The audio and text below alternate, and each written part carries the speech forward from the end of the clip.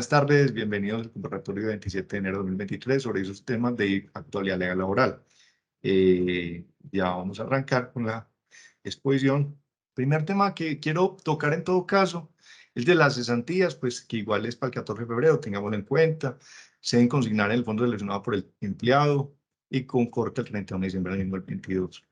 Es importante que tengan en cuenta es que es posible liquidar parcialmente la cesantía directamente al trabajador antes del 14 de febrero, sin que tengan que pasar por el fondo, para los ítems que autoriza la ley, que todos lo sabemos: pago de impuesto predial, pago de hipoteca, mejora del inmueble, compra de terreno, construcción, etcétera, pago de leasing habitacional, que son como los más usados. Y salvo para estudio, que sí son las únicas que no se pueden liquidar con el saldo que está en poder de la empresa. Esas cesantías para estudio necesariamente las tiene que girar el fondo de cesantías, quien directamente las gira a la entidad educativa.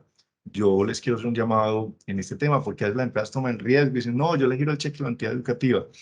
Esto es delicado, porque en principio, si nos pasamos la buena fe de la persona, pues sí, digamos que pues no pasa nada.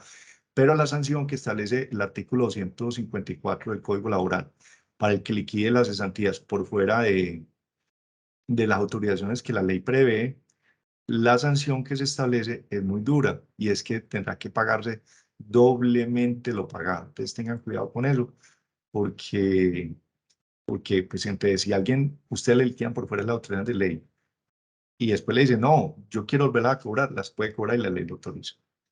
Bueno, ya les decía que también se puede liquidar las cesantías para el pago del leasing adicional en el canon. Es muy importante, tiene que ser estrictamente para pagar el canon del leasing y debe comprobar el pago del leasing. Las cesantías no están sujetas a retener una fuente, muy importante. Depende de los ingresos, es posible que estén grabadas con renta, pero eso es al momento de presentar la declaración de renta. Al momento del pago no están sujetas a retener de la fuente. Lo inicial sobre las cesantías se debe pagar antes del 31 de enero, es el 12% anual. También, igual que las cesantías, no están sujetas a retener la fuente. Un tema importante y que ha traído pues como mucha vigencia a raíz pues de la situación macroeconómica que vivimos es hasta dónde es obligatorio incrementar los salarios superiores al mínimo. Entonces ahí ha habido un poco de debate, e incluso pues yo he leído muchos artículos de prensa y muchos abogados dicen que sí, que es obligatorio, que porque la Corte Constitucional ha dicho que no incrementar el salario menos en el IPC sería pues como una pérdida de poder adquisitivo del valor contratado con el empleado. Y eso es verdad, eso es cierto, y lo deseable es que pues, el salario mantenga el poder adquisitivo en el tiempo.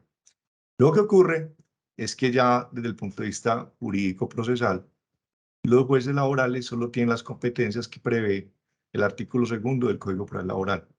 Y ese artículo 2 no establece la posibilidad de dirimir conflictos económicos, sino que únicamente establece que los jueces laborales tienen la potestad de resolver conflictos jurídicos. ¿Eso qué significa en otras palabras?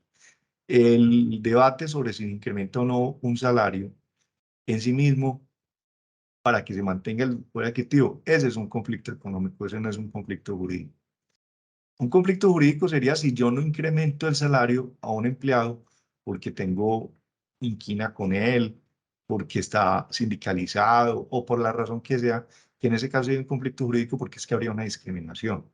Pero si yo homogéneamente a una persona que se gane más del salario mínimo no le incremento, no es que no sea lo deseable, es lo deseable.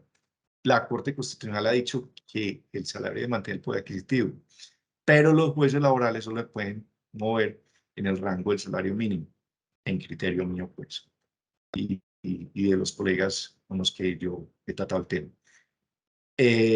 Un juez laboral no puede ordenarle a una empresa que incremente un salario que está por encima del mínimo, salvo si con ese salario se está infringiendo el mínimo de no discriminación, por ejemplo. Es decir, si la persona está siendo discriminada y sí interviene, pero no porque nada distinto a que es porque hay un factor de un conflicto jurídico, que es la discriminación, no por el poder adquisitivo del salario. Ese es el punto. El otro tema, pues, que es muy importante, es de reducción de la jornada. Sabemos que empieza a partir del 16 de julio de 2023, o sea, ahorita este 16 de julio todavía no ha arrancado. Esta reducción de jornada opera por mandato legal. No es necesario, obligatoria, modificar los reglamentos de trabajo. Puede hacerlo la empresa si lo desea, pero no es obligatoriamente hacerlo. Porque como es una ley la que manda, por encima del reglamento, hacia el reglamento diga 48 horas, se entiende que a partir del 16 de julio va a ser 47 horas. Así el reglamento no está modificado. Lo ideal sí sería que a partir del 16 de julio se modifique en la jornada máxima semanal, pues para efectos como de estar acordes con la ley, pero no que porque no se modificó el reglamento no es que no empiece a regir. Esta jornada de reducción va al 2023, que es este año a 47 horas, el año entrante va a 46 horas, en el 2025 ya baja a 44, hasta llegar al 26 en 42 horas semanales, que es la meta que se propuso la norma. Es importante tener en cuenta con esta reducción de la jornada. En relación con las horas diarias, no se modificó. Se pueden seguir trabajando las 8 horas diarias, no es que la jornada diaria bajó a 7 horas, puede seguir siendo 8 horas diarias de lunes a sábado inclusive, simplemente que el sábado no se van a trabajar 8 horas sino 7. O pueden ser de a 7 horas diarias, 7 por 6, 42, también es una posibilidad. Ya eso la empresa lo maneja como mejor disponga. El punto es que el límite de la jornada diaria de 8 horas sigue vigente, ese límite no ha cambiado. En relación con la remuneración, es importante que tenga en cuenta que el artículo 4 de la ley 2101/2021, que es la que estableció esta meta de rebaja de jornada, expresamente dice que la disminución de la jornada no implicará reducción del salario, ni el valor de la hora ordinaria de trabajo, ni exonerar la obligación de de los trabajadores. ¿Y qué ocurre? Que efectivamente esta reducción de jornada semanal a partir de julio va a aumentar un poquito la base sobre la cual se deben calcular los recargos. ¿Y por qué? Porque es que lo que ocurre es que ya finalmente va a haber el salario mensual que dio por 30 tal el salario diario. Pero resulta que ya la jornada semanal no va a ser de 48 horas, sino de 47. Entonces, ¿qué pasa? Hay que hacer un promedio del salario diario sobre 47 horas, lo que nos da un promedio diario de horas de 7,83. Y este valor te va a arrojar, pues ya el salario diario no lo vas a dividir en 8 horas, sino en 7,83 horas. Y entonces ese porcentajito entre el 7,83 y el 8 va a ser un mayor valor de la hora que se supone, y en estricto sentido jurídico, de afectar la base para liquidar los recargos de horas extras de 25 diurnas, 75 nocturnas, 35 para recargo nocturno, o inclusive si el festivo se paga proporcional a horas, también para ese efecto. Para todos los efectos, que la base sea el valor hora, tendría que tenerse en cuenta esta ponderación que les acabo de decir. Bueno, en relación con la circular 078, porque no todos tienen conocimiento, porque no todos manejan el tema de pactos colectivos o de sindicatos, les cuento que la ministra de Trabajo expidió esta circular en diciembre de 2022, si no estoy mal, o finales de 2022, diciendo pues que los pactos colectivos eran como un atentado contra el derecho a acción sindical si no cumplían los siguientes requisitos. En estricto sentido es eso, aunque el tema es mucho más amplio. Y estoy seguro que los que les toca manejar el tema deben tener pues muchos asesores en el asunto. El asunto es que la circular dice que los inspectores de trabajo van a verificar si a la existencia de un pacto colectivo existieron estos procedimientos que les voy a indicar, y que no ser así, habría que hacer, primero pueden imponer una multa a la empresa dentro de la función de policía administrativa del Ministerio de Trabajo, porque estarían violando las normas laborales. Y segundo, es muy importante, el artículo 200 del Código Penal dice que el que vulnere el derecho a asociación sindical está sujeto a un delito.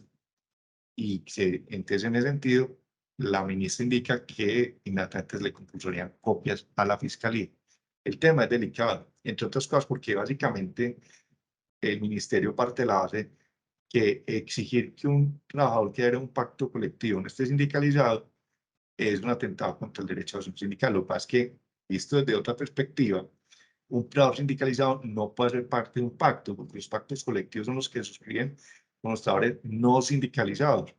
Es mal podría un pacto partirse que va a extenderse a trabajadores sindicalizados. Entonces, como les digo, el tema es complejo. Ahorita, si es el caso, lo profundizamos un poquito más, pero el punto es ese. Según la circular, el inspector de trabajo debe acudir a la empresa y probar que hubo asamblea de trabajadores, comisión negociadora, etapa redirecto, actas de negociación y una puja de intereses reales en el marco de un verdadero, no aparente ejercicio de la negociación colectiva. Lo que ocurre es que acuerdan que el pacto colectivo es aquel acuerdo que se hace con los trabajadores sindicalizados, pero que es negociado en todo el ambiente de una negociación colectiva. Y entonces digamos que las empresas que quieran tener un pacto colectivo que sea oponible ante cualquier autoridad administrativa y eventualmente ante una demanda, estén muy cuidadosos en que los pactos colectivos cumplan y tengan las pruebas escritas y documentadas y reales de que se surtieron todos estos trámites que les acabo de mencionar, porque ya no basta simplemente acreditar un documento suscrito por los trabajadores y ya, no, tiene que haber todo un marco de negociación colectiva.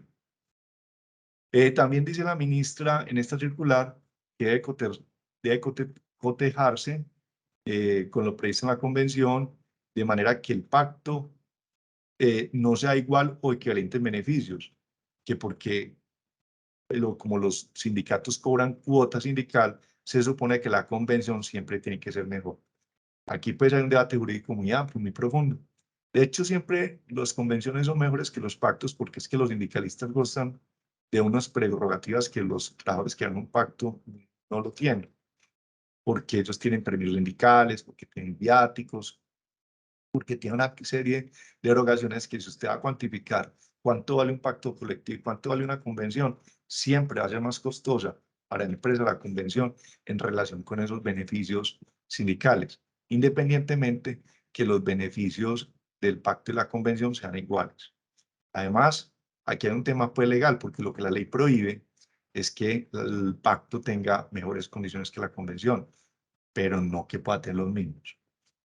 De otro lado, la ministra dice que hará indagarse si en la creación, negociación o establecimiento del pacto fue posterior a la firma de la Convención de la Orden Orbital como indicios de su legalidad o ilegalidad. También si fue posterior a la creación de la organización sindical. Y también dice pues que deberá indagarse si en las actas eh, son beneficios, constituyen un límite impuesto por el empleador o si fue libremente negociado. Para que lo importante acá es que quienes tengan pacto o lo piensen suscribir, consideren que deben hacer todo este tipo de, pues, de verificaciones a fin de poder eh, sustentar bien la existencia y la legalidad del pacto. Bueno, la Corte Suprema de Justicia es muy interesante porque digo acá que en la sentencia 3839 de 2022, que la sola existencia de registro de enfermedades en la historia clínica no es suficiente para que haya estabilidad laboral reforzada. Y volvió y citó los, eh, volvió y citó los precedentes que hay en relación con la porcentaje de pérdida de capacidad laboral. Y ha dicho pues que de acuerdo para la Corte, la pérdida de capacidad laboral no es cualquiera, sino aquella que sea superior al 15%. Es importante que la Corte insista en este planteamiento porque la Corte Constitucional ya había sentado un precedente. Y en la sentencia SU 380 de 2021 anuló unas providencias de la Corte Suprema que precisamente establecían ese parámetro de medición porcentual para establecer la existencia de la pérdida de capacidad laboral. Pero entonces vean cómo es de interesante. La Corte Constitucional en la sentencia SU 380 de 2021 anuló unas providencias de la Sala Laboral de la Corte Suprema de Justicia. Y bajo esa premisa, que en ningún momento se establecía la posibilidad de hacer una medición de carácter porcentual para definir quién sí era sujeto o no de estabilidad laboral reforzada. Para la Corte Constitucional, en la sentencia de SU 049/2017, lo que dice es que lo importante es que haya una deficiencia sustancial en el desempeño de sus labores, lo cual también se puede medir, porque entonces también no cualquier, independientemente que esté o no calificada la pérdida de capacidad laboral o el porcentaje que tenga, no cualquier situación de salud significa una deficiencia sustancial en el desempeño de las labores. Entonces es importante que tengamos en cuenta esto porque vean que esta sentencia SU 380 que anuló no una, sino una, dos, tres, cuatro sentencias de la Corte Suprema, pues igual la Corte Suprema sigue emitiendo sentencias sujetándose a los parámetros de pérdida, de porcentaje de pérdida. Es para que lo, pues interesante el tema. En principio, lo que yo digo es que eso hace ver que la Corte Suprema sigue teniendo un criterio que sí es no solo la definición de un impedimento sustancial, sino que también tiene que ver con un porcentaje específico de pérdida. Bueno, en el pago por consignación es muy importante que la Corte reiteró y ténganlo en cuenta. Generalmente, ya el pago que antes decía el Banco Popular, ahora es el Banco Agrario, eso es de las últimas por las últimas. Realmente todas las empresas tienen matriculada la cuenta del trabajador y lo que yo recomiendo, en el evento en que el trabajador no quiera recibir o simplemente no aparezca o lo que sea, consignen la cuenta bancaria del trabajador en la que autorizó cuando está vinculado a la empresa. Y desde que ese pago lo reciba, en mi criterio ya está satisfecha la obligación. Eso era antes cuando a la gente le pagan en cheque o en efectivo, entonces hay que ir a consignar y no saben a dónde. Entonces acudían al Banco Popular o al Banco Agrario. Insisto, en este caso ya es al Banco Agrario siempre. Igual, por conocimiento, me parece importante reflejarlo, la Corte Suprema dijo que si esos pagos por consignación hay que hacérselos saber al trabajador. Entonces también pienso en la analogía. Si le consignan al trabajador en la cuenta que él ha matriculado, deben consignarle y avisarle que se le consignó por todos los medios legales.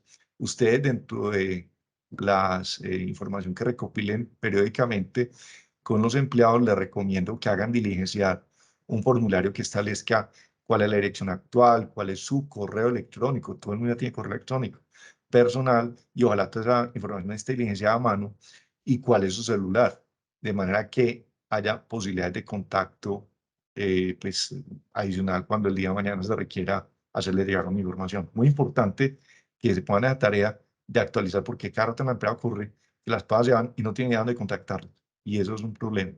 Entonces, dirección de residencia, teléfono celular y correo electrónico. Obviamente, si la persona lo quiere suministrar y que es para fines laborales no más, y en el formatico se establece que es con ese propósito. Bueno, otro tema que quería tocarles es el tema de las 72 VT hasta por 4 dependientes. Todos ya sabemos pues que la reforma tributaria quedó en que realmente limitaron mucho los beneficios. Ya eso lo hablamos en diciembre. Si alguna duda adicional, ahorita la conversamos. Quedó un tema dentro del tintero que es este beneficio adicional del 72 VT hasta por 4 dependientes. Primero, es bueno, pues aunque pueda haber personas que tengan 4 dependientes, pero es muy escaso. Realmente les pagan máximo los dependientes, que son los hijos generalmente, y pues no pagan de 2. Pero bueno, aquí puede hasta por 4 dependientes, un beneficio que estableció la ley de reforma tributaria. Y entonces lo importante aquí es lo siguiente, estos 4 son sin perjuicio del que ya existe, que es hasta el 10% de los ingresos o 10 VT, o 32 VT, perdón. Ese ya es, este que es de la 72 adicional. Y adicionalmente este adicional, al contrario al que le acabo de decir, de 10%, 32 VT, que está dentro del límite de las 1.340 VT y el 40% de los ingresos, este no está sujeto a esos límites. Entonces, en el orden de ideas, se puede adicionar. Hay discusión. Yo conozco, pues, tributaristas que dicen que sí es válido deducirlo de la retención de la fuente al final y que como los sistemas de nómina generalmente están pues parametrizados para hacerlo mensualmente, que entonces los programen para que deduzca 6 VT mensuales por cada dependiente adicional. Sin embargo, eso no obsta para que puedan deducirse de entrada la 32 VT, que cuánto podría ser en una unificación, en una indemnización. Entonces usted para aprovechar todo el beneficio tributario, puede bregar a deducirse todas esas 72 VTs hasta por 4 personas dependientes, según acredite, para que los pueda usar. Puede ser de 6 VT mensuales o 72. Les insisto, este beneficio en principio, pues la teoría general era que solo aplicaba para el declaración de renta, pero hay tributaristas que dicen que no, que también aplican en la depuración de la renta en la fuente. Pues ya cada empresa mire y vea qué decisión toma, hablen con sus tributaristas y hasta donde pues ya toman una u otra decisión según lo que a ustedes les parezca. Y les recomendé el asesor tributario. En esto sí quiero ser muy claro porque los temas tributarios son muy complejos y es mejor que ustedes sí se asesoren de sus asesores. Bueno, ¿quién se entiende por dependiente? Los hijos del contribuyente que está a 18 años, los hijos que entre 18 y 23 que estén matriculados, los hijos del contribuyente mayor de 18, antes era 23, la ley de reforma tributaria cambió eso, que se encuentra en situación de dependencia psicológica o física, el cónyuge que se encuentre en situación de dependencia y que tenga ingresos anuales menores a 260 VTs, que deben ser certificados por un contador o con problemas físicos o psicológicos, y los padres y los hermanos del contribuyente en situación de dependencia por ausencia de ingresos o menor a 260 VTs, certificada por contador o por situaciones físicas o psicológicas. Bueno, esta es la exposición. Ahorita ya sí quedo atento a que ya ustedes me cuenten qué más les puedo ampliar. Tú, por favor.